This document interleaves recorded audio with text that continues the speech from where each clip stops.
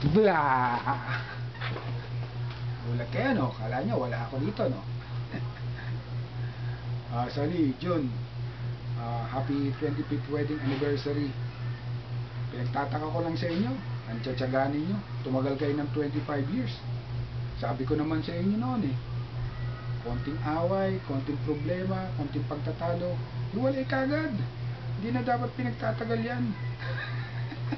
O, joke lang ha. Gagalit si Lord. Hindi, biro lang yun. Siyempre.